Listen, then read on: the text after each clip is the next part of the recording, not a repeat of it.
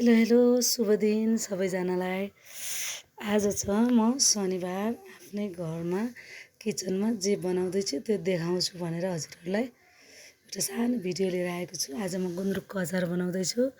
एउटा प्याज काटेँ अनि दुईटा डल्ले खुर्सानी सानो सानो अनि थोरै भटमास अनि यो चाहिँ तोरीको साग अनि यसलाई चाहिँ भिजाएर राखेँ। अनि यता कराई बसाल्दैछु।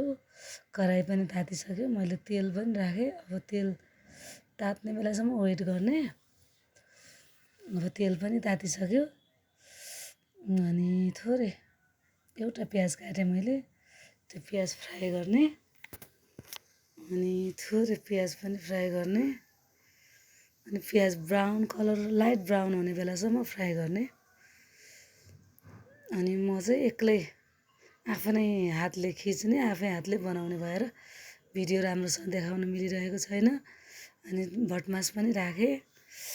अब भटमास पनि एकछिन फ्राई गर्ने।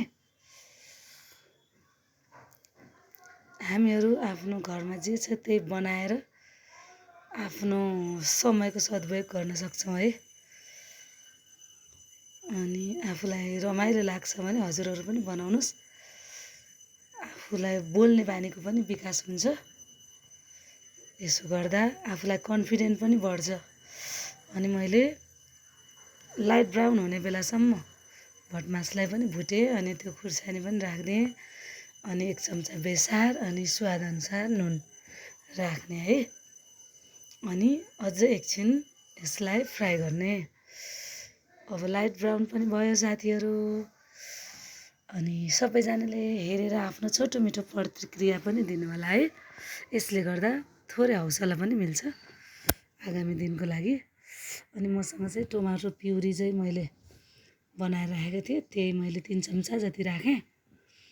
अनि हजुरहरूले सक्नुहुन्छ भने आगोमा अथवा तावामा फ्राई गर्नुभयो भने गोलभेडा अझै स्वादिलो हुन्छ।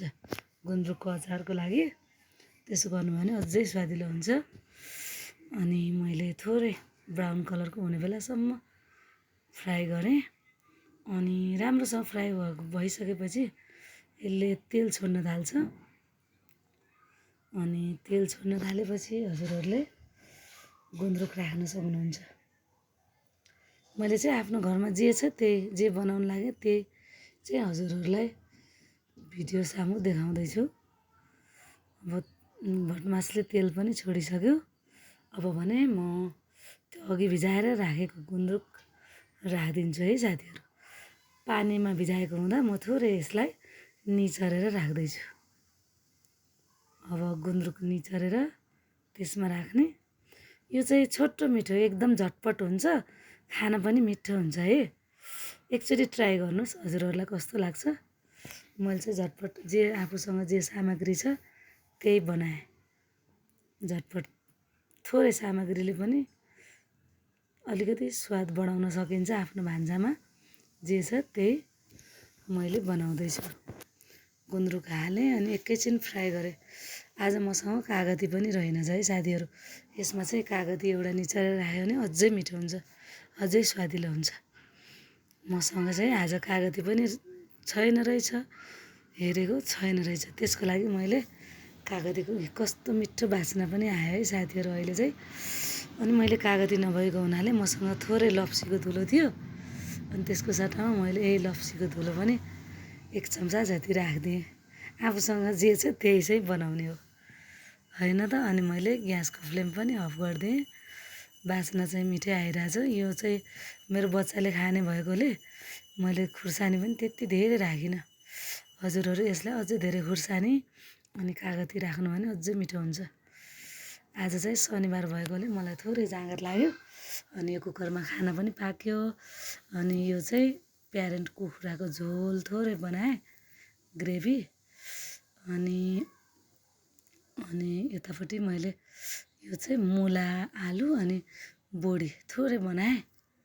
अनि मेरो श्रीमानलाई यो चाहिँ असाध्यै मनपर्छ मुलाको सब्जी। अनि करेला पनि उहाँलाई असाध्यै मनपर्छ। त्यही भएर मैले एउटा करेला पनि फ्राई गरेँ। आफूसँग जे छ जस्तो छ त्यसैमा बनाउनुहोस्, खानुहोस्, रमाउनुहोस्।